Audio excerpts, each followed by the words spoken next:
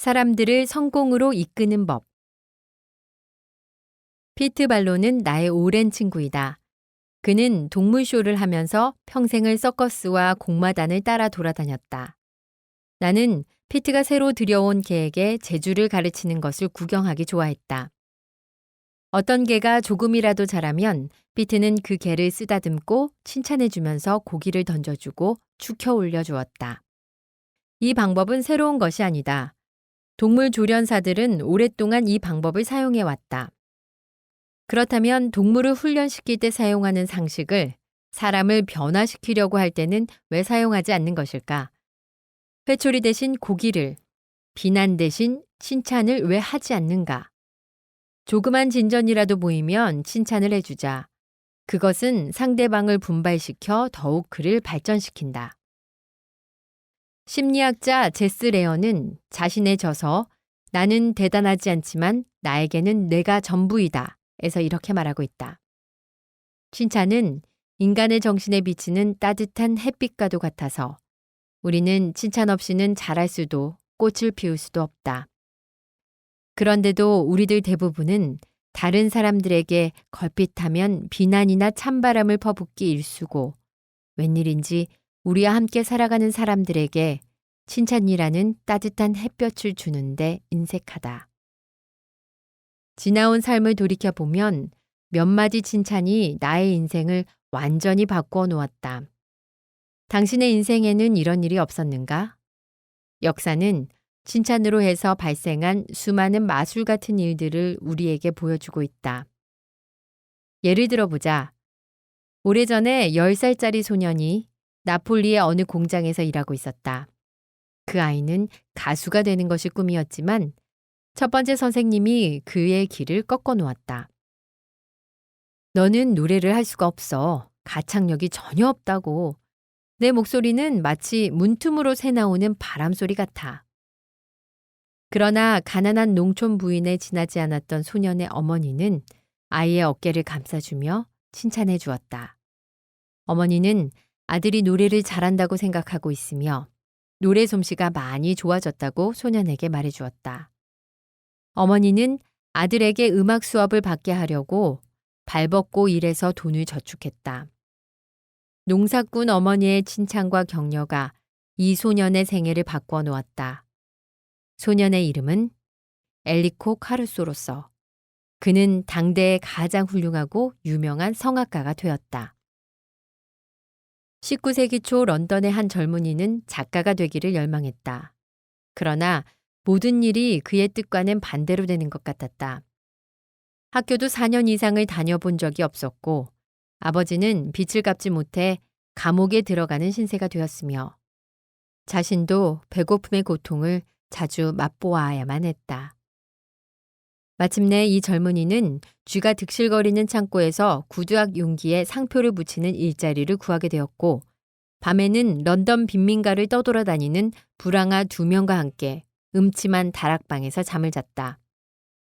이 젊은이는 자신의 글재주에 너무 자신이 없었기 때문에 다른 사람의 웃음거리가 되지 않으려고 한밤중에 몰래 밖으로 나가 자신이 쓴 첫 원고를 잡지사에 우송했다. 계속해 원고를 보냈으나 모두 거절당했다. 그러나 마침내 그에게도 기쁜 날이 찾아왔다. 그의 작품이 채택된 것이었다. 이 젊은이는 너무나 감격한 나머지 두 뺨 위로 눈물을 흘리며 거리를 돌아다녔다. 한편의 글이 출판되면서 이 젊은이가 받은 칭찬과 인정은 그의 전 생애를 바꾸어 놓았다. 만일 그러한 격려가 없었더라면 이 젊은이는 평생을 쥐가 들끓는 공장에서 일하며 지냈을지도 모른다. 당신은 이 친구의 이름을 아마 들어본 적이 있을 것이다. 그는 다름 아닌 찰스 디킨스였다. 런던의 또 다른 소년은 우류상 점원으로 생계를 꾸려나갔다. 그는 새벽 5시에 일어나 가게를 청소하고 하루에 14시간을 노예처럼 일해야만 했다. 매일의 일과가 힘들고 고단했던 그는 그 일에 진절머리가 났다. 2년이 지난 뒤 그는 더 이상 참을 수가 없어 어느 날 아침 일어나자마자 아침 식사도 하지 않은 채 가정부로 일하고 있는 어머니와 의논하려고 15마일을 씩씩거리며 걸었다. 그는 미칠 것 같은 마음에 어머니께 호소하면서 눈물을 흘렸다. 그리고 그는 가게에 더 이상 있느니 차라리 죽어버리겠다고 맹세했다.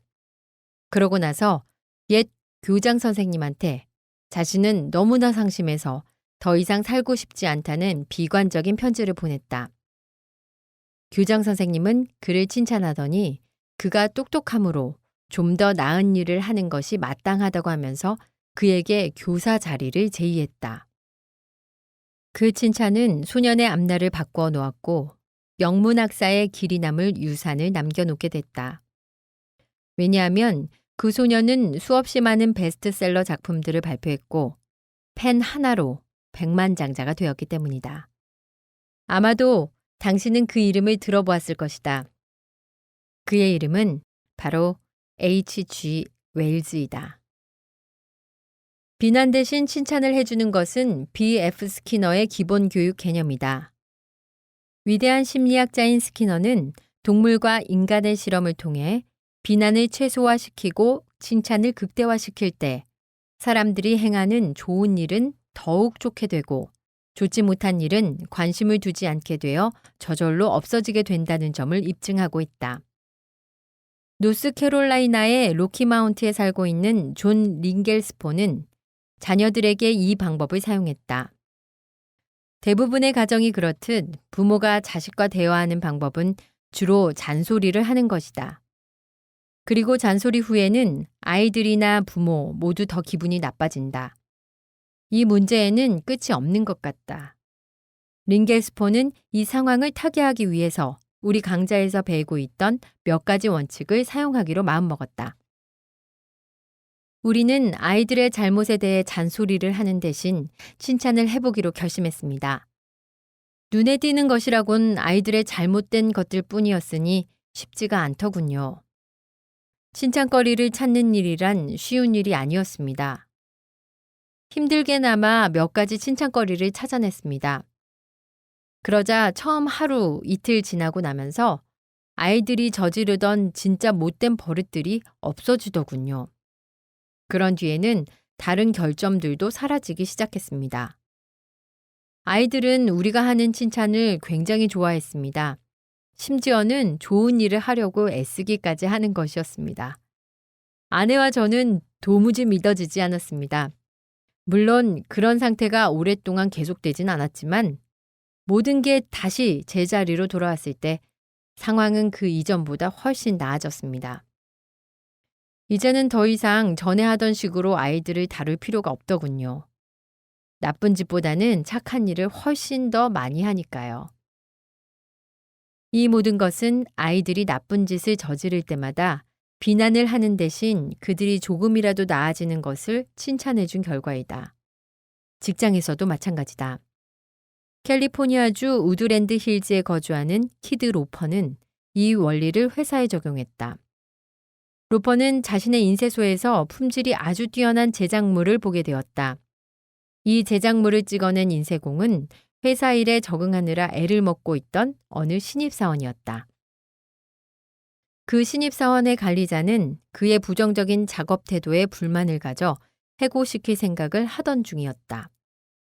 이런 사실을 안 로퍼는 직접 인쇄소로 가서 그 젊은이와 이야기를 나누었다. 로퍼는 받아본 제작물을 보고 기분이 매우 좋았다는 이야기와 함께 최근에 인쇄소에서 제작된 것들 중에 가장 뛰어난 것이라고 알려주었다. 그리고는 그 제작물이 정확히 어떤 점에서 다른 것보다 뛰어난지 그 이유와 젊은이가 회사에 기여하는 바가 매우 크다는 점을 말해주었다. 이 젊은 인쇄공이 이 일로 인해 회사에 대한 태도가 바뀌었으리라고 생각하는가? 물론 그렇다. 며칠이 지나자 그는 완전히 180도로 변해 있었다. 이 신입사원은 몇몇 동료들에게 사장과의 대화를 이야기해 주면서 이 회사에는 훌륭한 것을 고맙게 여기는 사람이 있더라고 말했다. 그리고 그날부터 이 신입사원은 충성스럽고 헌신적인 사원이 되었다. 로퍼가 한 일은 그저 젊은 인쇄공을 칭찬해 주면서 자네 참 잘했네 하고 말한 것뿐만이 아니었다. 그는 제작물이 뛰어났음을 구체적으로 지적해 주었다. 일반적인 찬사를 늘여놓기보다는 구체적인 업적을 들추어냈기 때문에 그의 칭찬은 그것을 받아들이는 사람에게 더 의미 깊은 것이 되었다. 사람은 누구나 칭찬받기를 좋아한다. 그러나 그 칭찬도 구체적일 때 진지한 것으로 가슴에 와닿는 법이며 상대방에게 그저 기분 좋으라고 한 소리가 아니라는 느낌을 줄 수 있는 것이다. 명심하라. 우리는 모두 감사와 인정을 갈망하고 있으며 그것을 위해서라면 거의 무슨 일이든 한다. 그러나 위선이나 입에 발린 칭찬을 바라는 사람은 아무도 없다. 다시 되풀이하지만 이 책에서 가르치는 원칙은 진정으로 마음에서 우러나와 실천할 때 비로소 효과가 있다. 나는 장깨에 대해서 이야기하고 있는 것이 아니다. 인생을 살아가는 새로운 방법에 대해 말하고 있는 것이다. 사람들은 바뀔 수 있다. 우리가 만나는 사람들로 하여금 그들에게 숨겨진 보물을 깨닫게 할 수만 있다면 우리는 그 사람들을 바꾸는 것 이상의 일을 해낼 수 있다. 문자 그대로 그들을 변화시킬 수 있는 것이다. 과장이라고? 그렇다면 미국이 배출해낸 가장 뛰어난 심리학자이자 철학자인 윌리엄 제임스의 말을 들어보기로 하자. 우리의 가능성에 비하면 우리는 반만 깨어 있다. 절반밖에 깨어 있지 않다. 우리의 육체적, 정신적 능력의 일부만을 사용하고 있을 뿐이다. 넓은 의미로 이 말을 해석하면 인간은 자신의 능력 한계에 훨씬 못 미치는 삶을 살고 있다. 인간은 무한한 능력을 소유하고 있는데 습관적으로 이 능력을 사용하지 못하고 있다. 그렇다. 이 책을 읽고 있는 당신은 습관적으로 사용하지 못하고 있는 여러 가지 능력을 지니고 있다. 그리고 당신이 제대로 사용하지 않고 있는 이런 능력 가운데 하나는 아마도 다른 사람을 칭찬하여 그로 하여금 자신의 잠재력을 깨닫게 해주는 능력일지도 모른다. 능력은 비난 속에서는 시들지만 격려 가운데에서는 찬란한 꽃을 피우는 법이다. 훌륭한 리더가 되기 위해 다음의 원칙을 사용하라. 원칙 6. 아주 작은 진전에도 칭찬을 아끼지 말라. 또한 진전이 있을 때마다 칭찬을 해 주어라. 동의는 진심으로, 칭찬은 아낌없이 하라.